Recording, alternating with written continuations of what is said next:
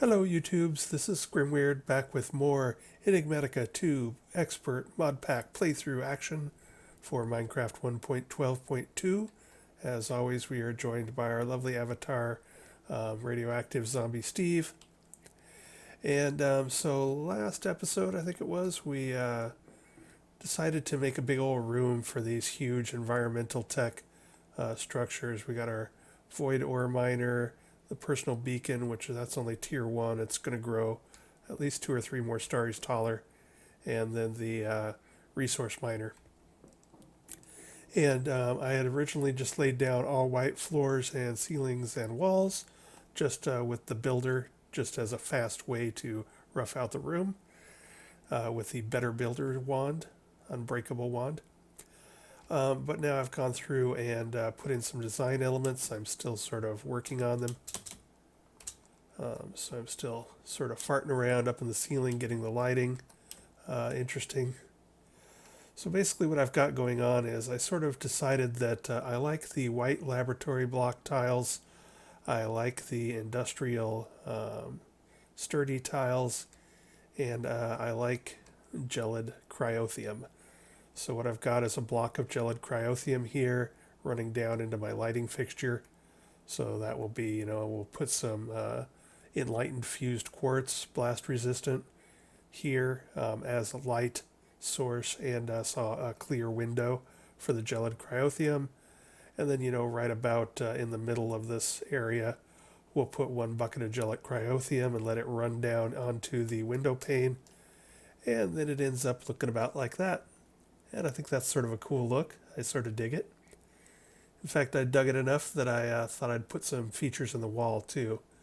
So here we have 3, up in the wall up in here, I have 3 buckets of gelid cryothium running down the wall, again with enlightened fused quartz to brighten the area up and to show us a window to the gelid cryothium.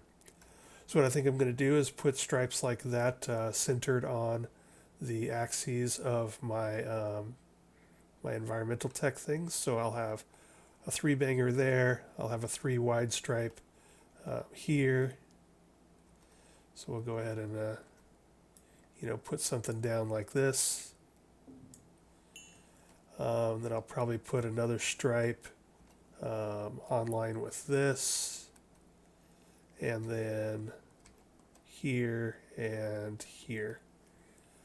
And then I put borders of factory block sturdy, which I like the panel effect here with the rivets at the top and then the sort of stripes. I think it frames the room nicely.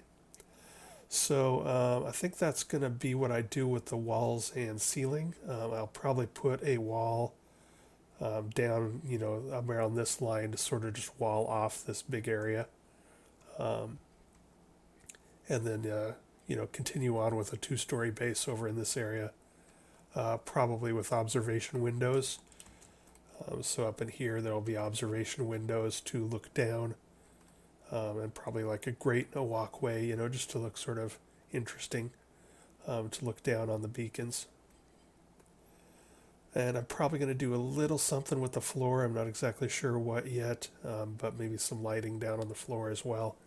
Don't really seem to need it now that my personal beacon gives me night vision. If I didn't have night vision, I'm sure I would want more lighting on the floor. But that night vision really helps. So as long as I'm not spawning any monsters, I may leave the floor alone. Actually, probably what I'll do is at least put a border around the environmental tech beacons and miners, just to sort of make the floor a bit more interesting. But yeah, so that's what's going on there. The other things going on. So I've actually just turned off my ore miner because I've got so much ore now that I don't know what to do with it all. I'm up in the tens of thousands of all the ores, and that's after trying to smelt a lot of the stuff. So for instance, I've got 5,000 blocks of copper, 3,300 blocks of lead. So what I did was over here, I took export bus and fed that into a super fast pulverizer. So it's a resonant tier 4, tier 4 or tier 5.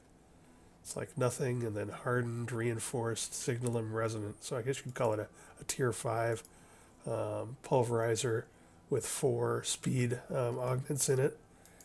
And it is working the heck out of these 2 advanced smelting factories. So right now it's making 10, and I've just export bus from my ME system to the pulverizer. There it goes again, and you can see it hauls ass. And then just pipe it over into the mechanism smelting factories, and then those go into an inner chest, which is back into my ME system. The inner chest joins up over to this guy and gets imported back into the ME system. And then I went ahead and made recipes for turning ingots into blocks. And also, sometimes I just come over here and just make a ton of blocks real fast to try and speed things up. But as you can see, things are getting a little crazed here. I've got tens of thousands of unprocessed ore for everything, so I just went ahead and turned the void miner off for right at the moment. So I got plenty of everything. And once I catch up with processing everything into blocks, then maybe I'll turn it back on if I start running low on blocks. So the other thing we're doing is we are still, as you can tell from my lovely hazmat suit here, we are still playing around with the idea of trying to get some. I haven't checked on this for a while. It's full. We're still playing around with trying to get some production of tiny piles of plutonium, which we would like to have for making things like plutonium, which is then used in a bunch of recipes. So we got stuff going on, things we'd like to get done. Unfortunately, we can't rely on dragon stashes for all of our tiny piles of plutonium, so we are going to make some with industrial craft too. And just finish cleaning this up real quick, and then I'll show you what we're doing.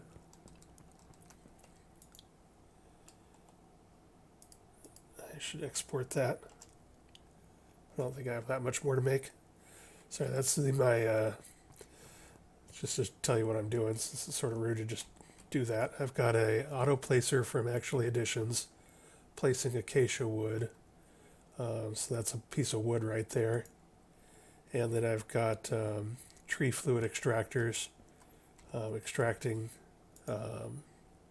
fluid latex out of it. And then those 3 are all working on the same wood together to pump through the wood.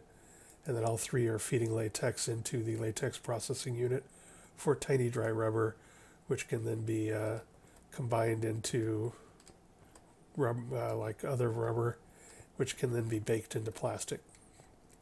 So that's what's going on over there. I had a huge stockpile of it, but I burned through it real fast when I started working on Industrial Craft 2, because it uses a lot of rubber and or plastic. So let's see. What was I going to do? Oh, yes. Tiny piles. Tiny piles. So if we look at tiny piles, tiny pile of plutonium.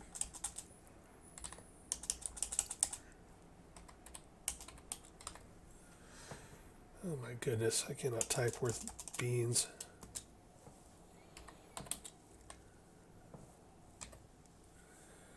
Alright, so these are the guys we need. If we look at uses, you can see it's used to make, this is the only way to get plutonium blocks, is to use tiny piles of plutonium, which you need 3 per block. So if you want, several dozen blocks, you need a lot of tiny piles of plutonium. So if we go back, basically you get tiny piles of plutonium from reprocessing depleted nuclear craft fuel, or using a thermal centrifuge to essentially process depleted nuclear fuel. And that yields you this stuff. So the best yield here is your depleted MOX, but it takes plutonium to make MOX. So to sort of get us into this status, we have to use uranium-238 first and deplete a bunch of uranium-238, and then we can actually make, if we take a look at, once we have depleted once we have plutonium from this, so once we have tiny piles of plutonium from processing our depleted uranium fuel rods, then we can actually make MOX fuel and make MOX fuel rods and then get more plutonium. So it's going to ramp up production of our plutonium, it's going to take a few cycles. So how do you get that, you might ask? Well, good question. So to get, if we take a look at these guys,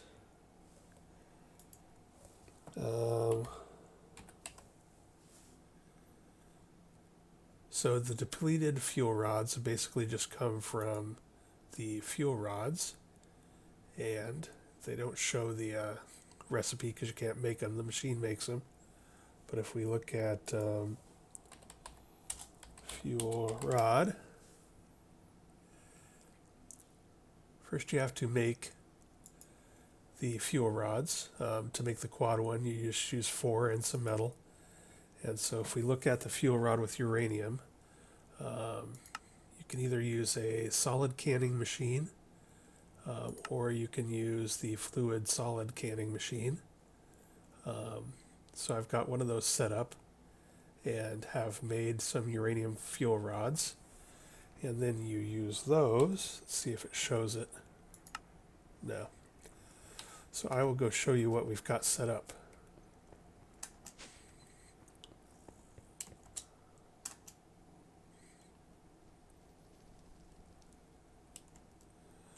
I'm liking the personal beacon's flight speed. That's pretty cool. Now these IC2 nuclear, whoa, sure I have my suit on.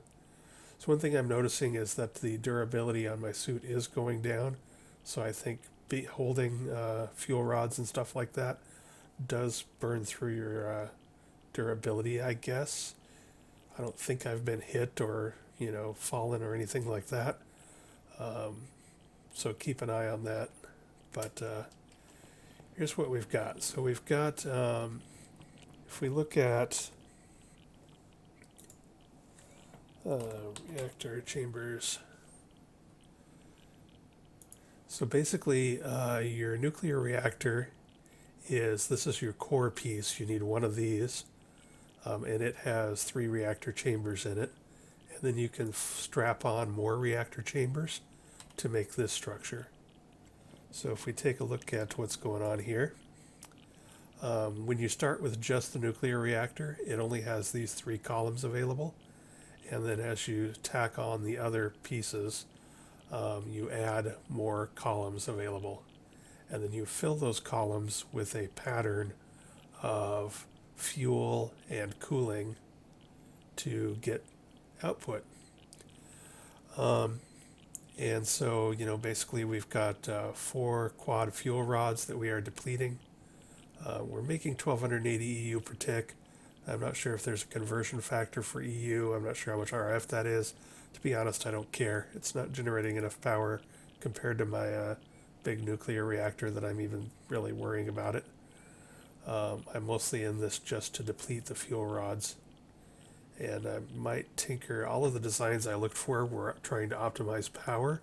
So I might have to look around and see if there's a way to optimize burning through fuel without blowing up.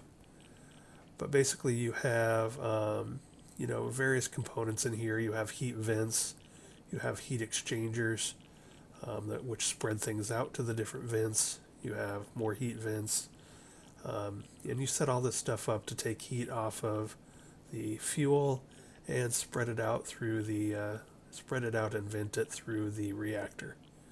And if the outside temperature or gets too hot, then it blows up. And if any of these durability meters on here, you can see they're sort of ticking up and down. If any of these get down to zero because they've absorbed too much heat, then they will stop working, and then you'll have a cascade effect where more and more stuff stops working, and then it'll overheat and blow up. And it makes a sizable crater. We're talking like, not not not creeper crater, but like 10 times creeper crater or something like that. So we definitely don't want this blowing up. So since this is my first IC2 nuclear reactor, I just put it over in my strip mine, and then chunk loaded this chunk. But everything seems to be going fine. It's just going to take a while to run through the fuel rod, because what's good in fuel production, or I mean energy production, is that the fuel rods last a good amount of time. But what's bad in that is when you're trying to make plutonium, well, they last a lot of time. So it's probably going to be a while. But when we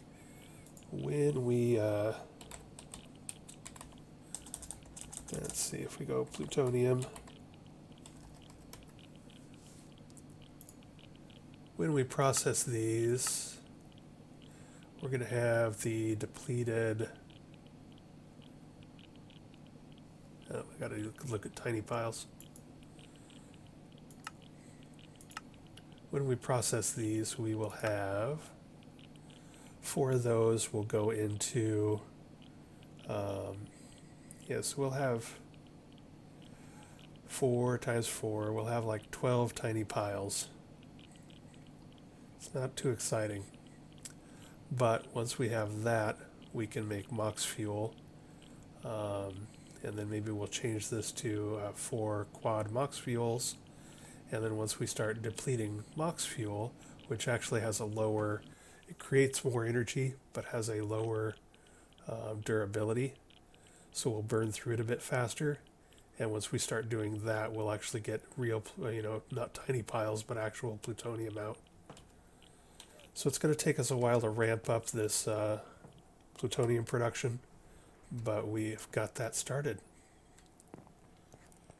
And I successfully made fuel rods and played around with all of that without killing myself. So that's good. Although I do got to keep an eye on the durability of my suit just in case.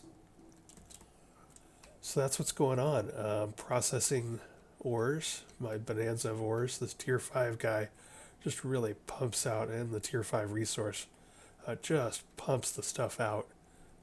It's a bit daunting. And doing some decorating here. Figure out where I want a wall and throw a wall here. Then I might start propagating the decorating back through these 2 chunks, 2 or 3 chunks, just to start getting away from the dull stone bricks that we've been living with. What else is going on? I think that's it for a moment. I'm going to continue to fart around here for a bit. We'll jump cut and give you a progress report in a moment when some time has gone by and we've gotten some plutonium and we've gotten some more decorating done. Be right back. I just want to see what the difference looks like when night vision goes off. I actually just tore down my beacon, and there it goes. So I'm going to upgrade my tier 1 beacon to a tier 2 or a tier 3. Definitely it looks different with the night vision. Definitely looks much darker. I would probably want a bunch more lighting if I didn't have night vision from my personal beacon. Anyway, just thought I'd show that real quick. I'm going to upgrade my beacon from a tier 1 to a tier 3 and add some more of this stuff like regen and resistance and fire resistance and water breathing and health boost. All that goodness. Just because I can. I have all the stuff left over from making these bad boys, so I might as well. So I'll be right back. And again, this is all just sort of me killing time while I'm waiting for my uranium fuel rods to deplete into plutonium. But I will be back in a few minutes and show you the progress. So I decided to just take my personal beacon up to a tier 5. One thing I don't think I've mentioned before, though, is my love for the hydrator, which basically will take concrete powder and other things and just hydrate them, turn them into black concrete. So much better than trying to place these in water and then remine them. Anyways, that's the cyclic hydrator. So if you want to mass produce concrete, get yourself a cyclic hydrator, hook some power and some water up to it, and you're good to go. And I'll be back when I have more to report. And I am back. And I decided to go ahead and make the tier 5 personal nanobot beacon. One thing that I want to note is that I've encountered while building these structures is that these wisps, while they don't have any physical form, they will prevent auto building on themselves. So if you're, mapping out your, in this case, 13 by 13 by 7 area, you may need to kill a few of these wisps by putting another block over them, just to make sure they do not get in the way. So let's go ahead and try this out.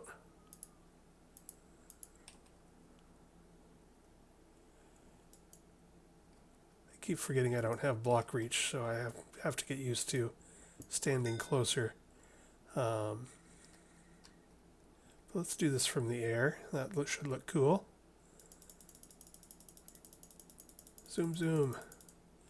So I'm just spamming right click and it's auto building things with the materials in my inventory.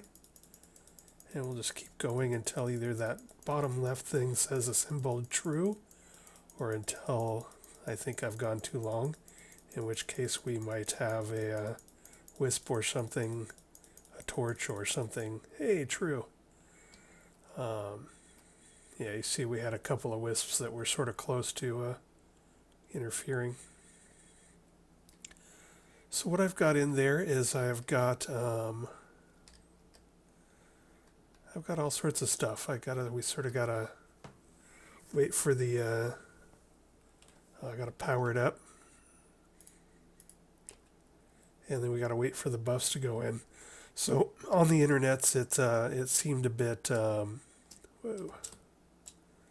it seemed a bit murky about exactly how many of everything was max. Whoa. Field of vision is all screwy now probably because I have so much speed in me. I may not be able to handle that field of vision change. So currently I've got speed 5 in there. Let's see what it looks like here. So we got toughness 3. I think some of that might come from food, but got night vision, jump boost, water breathing, invisibility, strength 3. What I'm looking for is resistance. Doesn't tell me what resistance level it is. I put 5 resistance in there. That's one of the ones that it was unclear how many you could get away with. So each resistance supposedly gives you 20% less damage. So there were people saying that you could put 5 levels of resistance in there and become immortal to basically everything except void damage. So I put 5 in there, but it doesn't say resistance 5. So I'm not exactly sure. I put water breathing in there. Again, if we're actually immortal to everything, then nothing will really matter. Water breathing won't matter. A lot of stuff won't matter. I did put... So I've got speed 5 in there for run speed. And we are definitely running fast.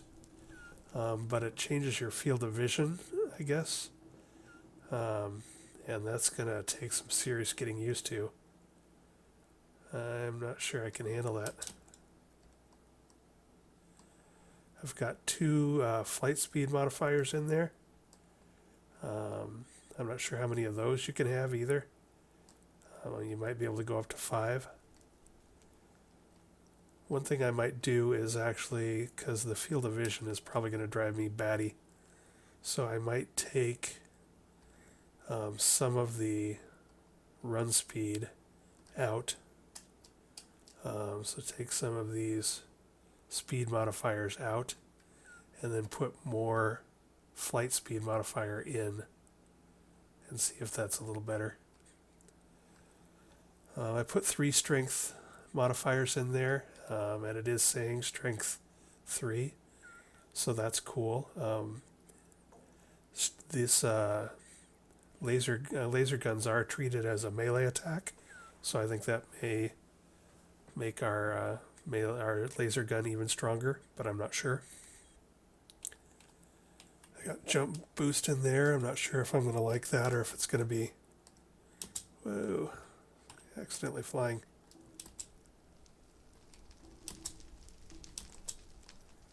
So I can't jump 2. I think jump boost of 1 is probably plenty. Since I have flight, it's not like I really need to do that much jumping around. Alright, I'm going to pause here and check our runtime, and I may play around a bit with this field of vision, and then either take out some of the speed and try to put in some flight speed, or, something like that. And I might do some tests to see if I actually can take damage anymore. Be right back. Alright, I am back after some modifications. I'm finding that speed 2 and flight speed 2 is probably about all of the field of view change I can take. So you can see I have, I get this field of view from flight, and then if I land, it comes in a bit. So that's actually speed 2 and then flight 3. I mean, this is plenty fast. I guess I could go up to flight 5 and just deal with the blur. But I think this is probably good enough. So one of the things I wanted to check though was, so a resistance of, it only doesn't, I've heard some people say resistance 3, some say 5, strength 3, strength 5. So it said strength 3. I put 2 more strength into it, and now it doesn't say. Resistance has 5 in it. In theory, I'm now immune to damage except for void damage.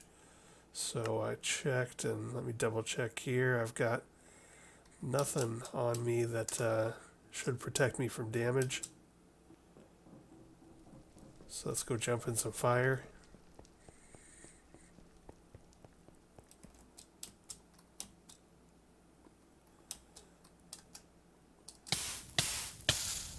So I have no armor, no baubles for damage, no fire resistance, and I appear to be immune to damage.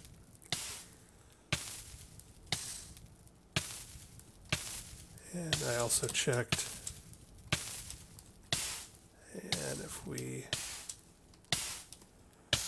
come up here and then fall, no damage. So yeah, I think we're invincible.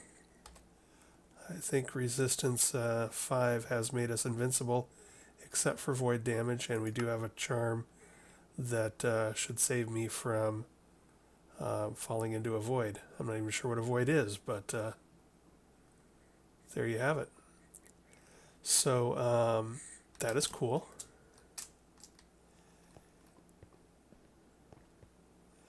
And maybe if I get used to the field of vision change with speed 2 and flight speed 3, maybe then I'll up it some more. But as it is, I already feel like I'm looking through a fishbowl. So I think that's going to do me for now. The reason I got strength 5 on there is because actually the laser gun, I think, treats its damage as melee damage. And so strength 5, if it actually accepts strength 5, may make this thing an absolute beast. Not that it was not a beast before, but we shall see.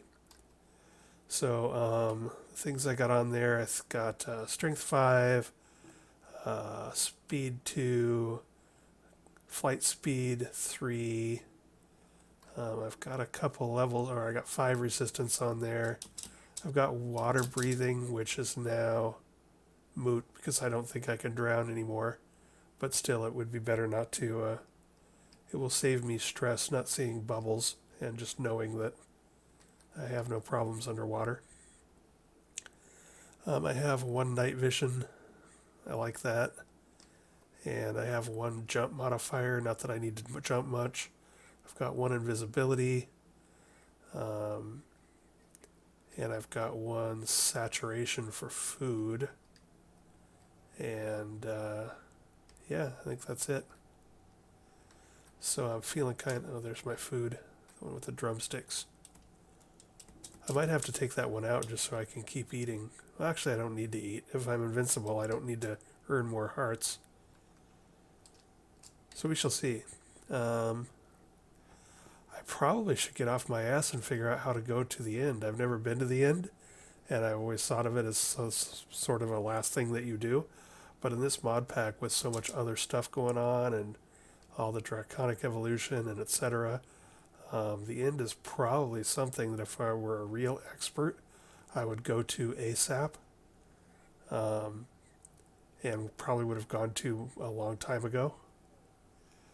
So yeah, I'll figure out how to do that, and in the next couple episodes, maybe we'll go to the end and rampage a bit, now that I'm essentially invincible. The only other thing is, I'm sort of loath to test it. You know what? Let's test if I can pick up radiation stuff and the radiation sickness, if we're immune to that damage. If we die, we die. What the hell?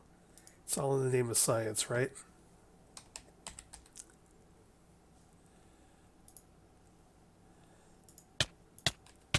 Alright, so we have radiation for 2.5 minutes from the point when we let go, and we are immune. Look at that. Radiation, my lily white ass. So we got rid of it, and now we got 2.5 minutes of this kind of dancing that we're going to do here. But that is excellent news.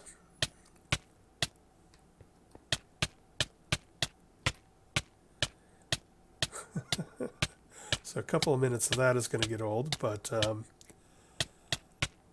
so now I can also take a look at my armor, and I don't know what I actually need on my armor anymore. I should make a new suit of armor that concentrates on appearance and things that are fun. Don't need holding or respiration or unbreaking or protection. Aqua affinity. I would still like some aqua affinity for mining underwater. Don't need anything but the block reach on this. Sorry about that damage noise. I don't know how loud it is on the recording. Don't need feather falling or any of that stuff. And don't need any of that stuff. So aqua affinity and block reach, and that may be all the enchantments we need. And we could put that on some different looking armor so that we look less like, you know, Iron Man and more like something interesting. Maybe make some of that ice and fire dragon armor or something. Jesus, this just won't stop. What was I going to do? I was going to go enchanting, protections, no. Feather falling, no. I wonder if there's one that Depth Strider? Nah.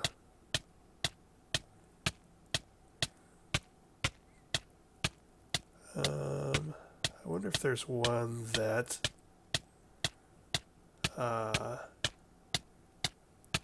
prevents you from getting knocked back. That might still be cool.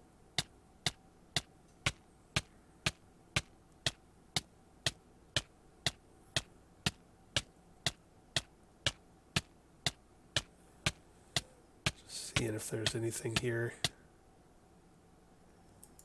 Hey, it's done. Yay. I gotta get block reach again. Or I will have to continue to wear my good armor. As long as I'm working with radioactivity, I might just have to wear the hazmat suit. Because I don't think I can stand dealing with that racket. Even if it's not hurting me.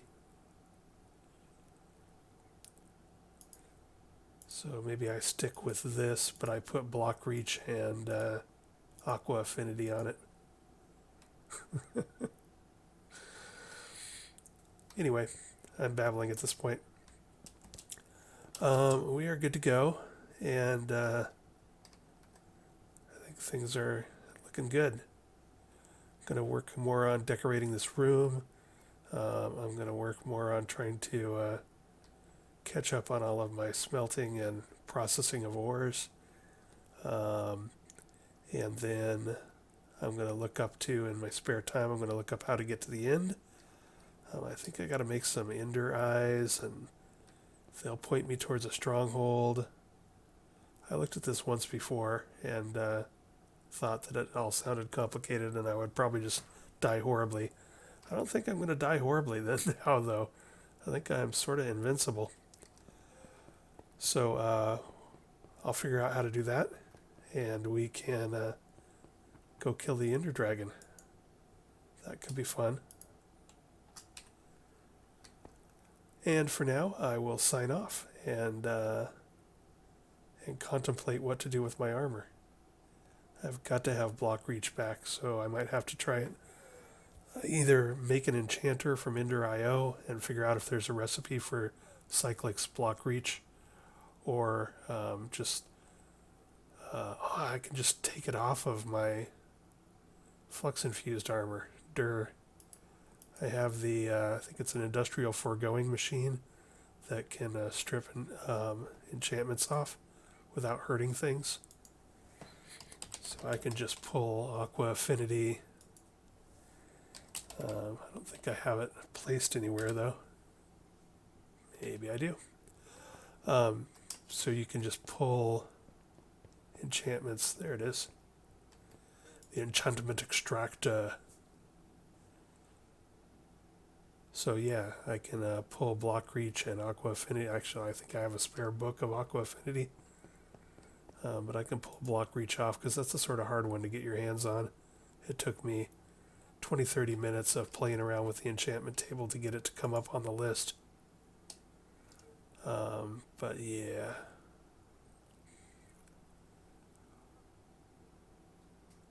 Anyway, water walking. I don't think I need that. Anyway, I'm babbling at this point.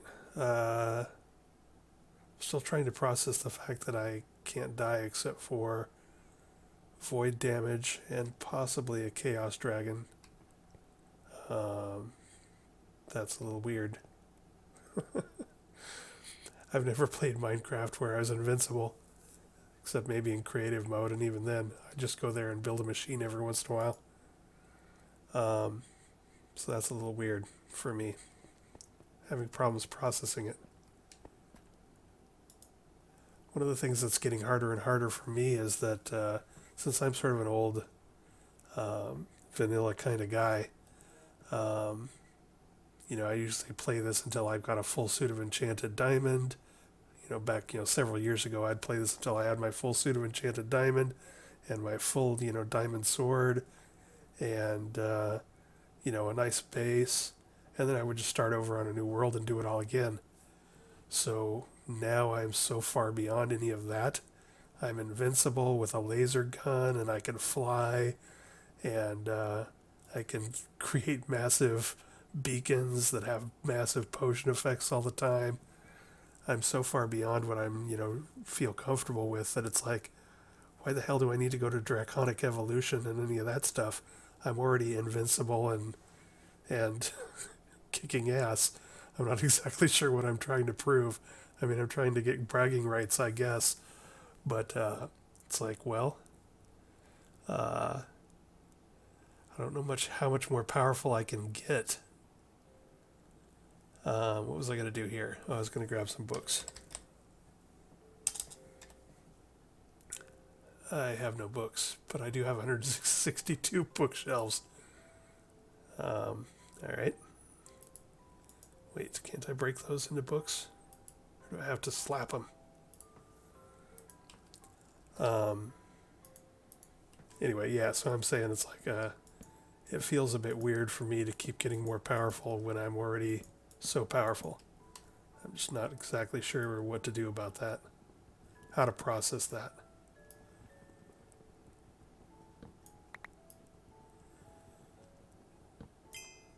All right, we got some books. Suppose I should figure out how to repair this thing too before I get carried away. Anyway, you guys don't need to watch me play around with that. So I will call it an episode here, and we'll figure out how to go to the end, and we'll whoop some Ender Dragon, and then continue on. And I'll continue to decorate this room because that's fun. Put in some more cryotheum window stripes. I really like how that looks. I think this is my design aesthetic. I've played around with a bunch of blocks, and I really like the laboratory block tiles for nice clean white walls. I like the factory block sturdy for panels for running boards and whatnot, as long as they're too thick, 2 blocks thick. When you get them too close together, then this gray border and that gray border are really right on top of each other, and it looks a little weird. I really like cryotheum as a sort of a interesting water feature. I sort of knew I did, but then when I made this bad boy, this extreme reactor cooled with cryotheum, I was like, oh yeah, this is cool. I like this. So the good news is when I start my next playthrough on something, and I'll probably do another series with another mod pack, I'll have a better feeling for what I want to do visually. And from the start, I will try to make things look a little bit more appealing, as opposed to on this one, I was so overwhelmed with how many mods there were here, and I didn't know anything about most of them. So I just went stone bricks until late in the playthrough.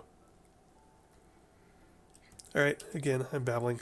I'm heading out, and I will come back and we will check on our uranium to see if it's depleting into plutonium for us, and we will see if I've made any progress on decorating, and we'll maybe make a run towards the end. Bye.